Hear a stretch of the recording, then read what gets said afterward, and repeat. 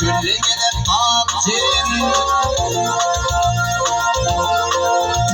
Çölle gidip atayar alan para tavırmayı. Dağlar taşlar çekebilmedin çeken çevirmeyi çevirmeyi.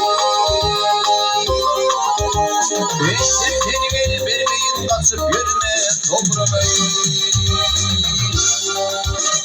Bütün akşam düşümde köye beni kuşumdan gördüm yine kazımda.